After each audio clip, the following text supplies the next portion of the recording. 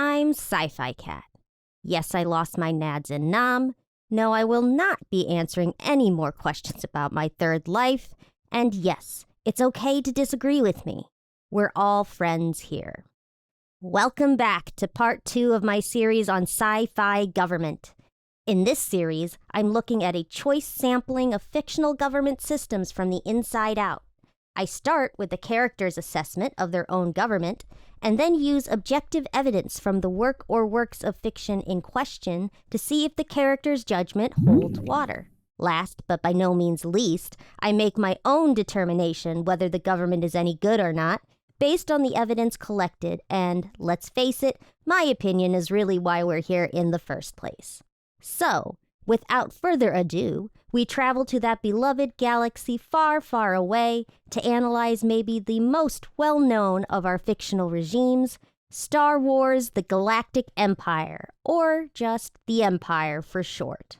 Arguably, the formation of the Empire happened in stages.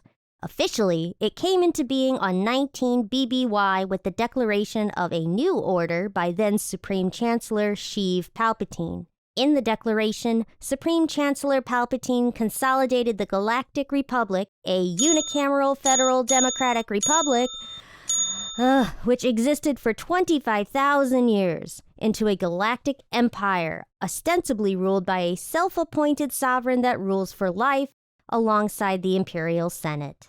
In reality, the empire is controlled entirely by the sovereign ruler, a.k.a. Emperor Palpatine, who I suppose was chosen by acclamation. No indication of a vote was otherwise given regarding his elevation from Supreme Chancellor to Emperor. In truth, the position is a collection of various unique powers he accumulated throughout the Clone Wars, allowing the new despotic position of Emperor to exist both de facto and ultimately de jure.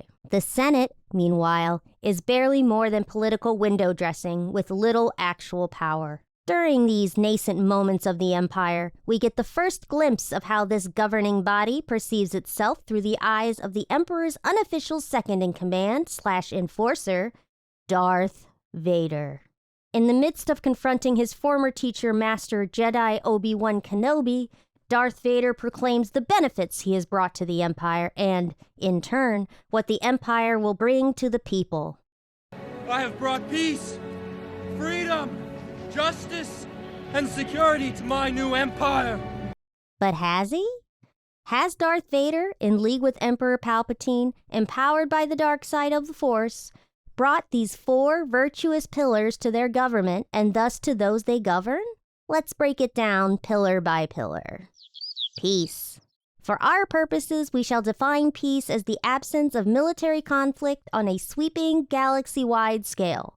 It doesn't mean there is no military conflict anywhere at all, just none on the scale of the galaxy such as the one depicted in various iterations of Star Wars.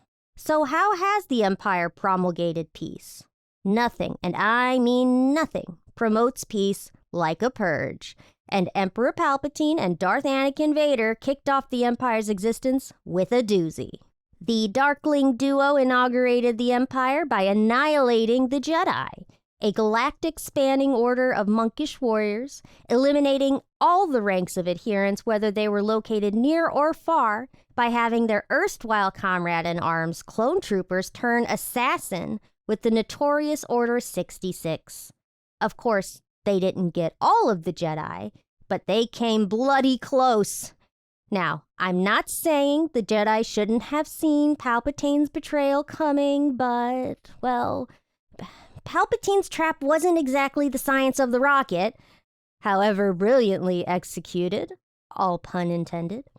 Additionally, since the Empire's inception, civil war has ripped through the galaxy between the Empire and countless disaffected factions throughout. Whether going by the Alliance, the Rebellion, or the Rebel Alliance, the Empire has been at war for 19 straight years. Significant battles seen on screen include Scarif, the first major Rebel Alliance victory in Rogue One, Yavin in Star Wars, Hoth in The Empire Strikes Back, and Endor in Return of the Jedi. In sum, we can hardly call this era a Pax Palpatina. And We shall have peace. Freedom. According to Old Deuteronomy here, freedom has 4 important parts: freedom of speech and worship, freedom from fear, and freedom from want. Does the Empire adhere to this classic definition of what it means to be free? We'll go one by one. Freedom the first. Speech. While the rebels may be a bit more intense than your average protest group, they are the result of repressed freedom of speech. They started as simply a separatist movement within the Imperial Senate. Albeit they met secretly, but within the confines of the law. Once their ability to freely and peaceably assemble in protest to their government's action became wholly infringed upon by the Empire, more forceful factions developed, which leads to a lot more boom, boom, boom. Freedom number 2, freedom of worship. The Empire roundly violates this one. I again refer to Order 66 and the systematic elimination of those of the Jedi faith. Intolerance of one will mean tolerance of none before long, if you ask me, which you are. And yes, I fully recognize the same criticism can be leveled against the Jedi Order while in power, and how they handled even the slightest possibility of a dark side acolyte being afoot. But we aren't critiquing those robe-donning bureaucrats better known as the Jedi Council at the moment. The third freedom. Freedom from fear. Fear will keep the local systems in line. Fear of this battle station. A government that relies on mortal fear, let alone from a planetary scale WMD, to keep the populace acting desirably, does not value their people's overall freedom very highly. It speaks to a government obsessed with control at any cost. More on this later. And freedom number 4, freedom from want. Like freedom from fear, the Empire is not above invoking both the want and need of their people to achieve their ends. Just think of the Imperial blockade encircling Lothal as seen in Rebels. If we can't scare them out, we'll starve them out. You know, starve them out. As well as score propaganda points by messaging that the scarcity is due to the actions of those who dissent against Imperial rule. Repression, manufactured depression, civilian massacres, and a flying murder ball. The Empire's Freedom Report is looking mighty bleak. Justice. In the Empire, justice seems to be of the guilty until proven guilty sort. Hell, sometimes they don't even need the proof.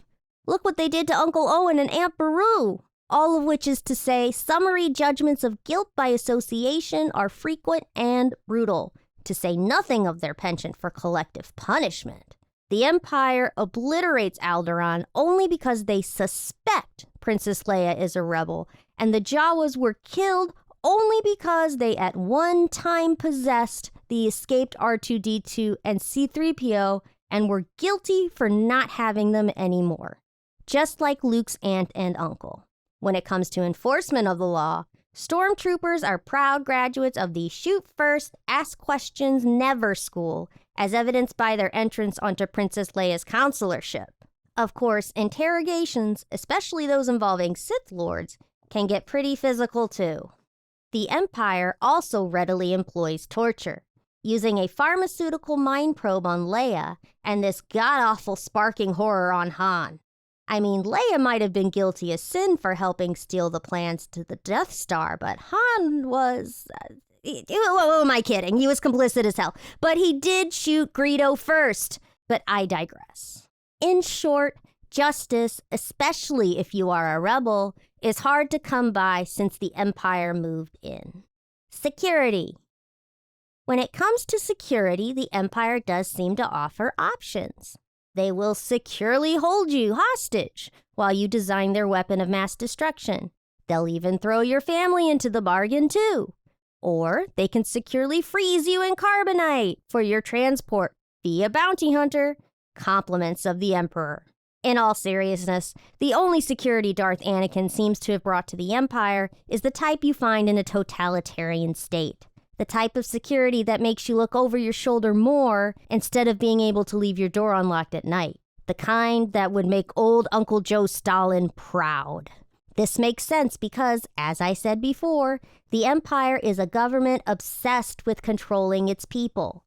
Why else make a Death Star and utilize millions of stormtroopers to terrorize the populace into submission? Vader even admits this as his goal to Luke in The Empire Strikes Back. With our combined strength, we can end this destructive conflict and bring order to the galaxy. He wants to bring order to the galaxy. Now, wanting a nice, organized society is a laudable end, but when you start curtailing fundamental rights and freedoms of all sentient and sapient beings to get there, we have a problem. Conclusion. So, we've pretty much turned these 4 pillars into 4 scratching posts. None of them had any positive supporting evidence. In fact, Anakin's statement should go more like this: I have brought war, repression, injustice, and fear to my new empire. But wait, you say, the empire wasn't all bad.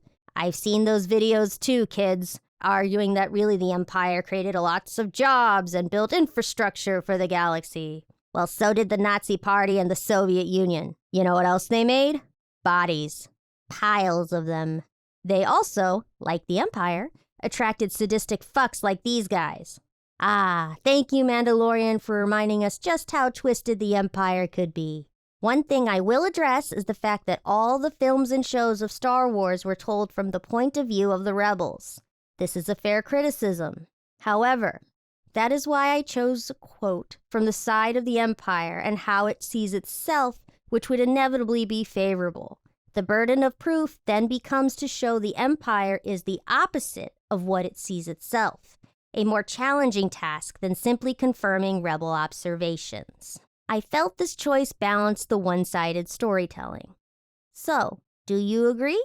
Did I disprove Anakin turned Darth Vader beyond a reasonable doubt, or do you feel otherwise? Do you still feel the Empire was a constructive element? Let me know in the comments. Hammer down the subscribe button if you like what I'm meowing about, and ding the ding-dong to receive updates about new videos. Now, where is that toy mousie? To the Empire.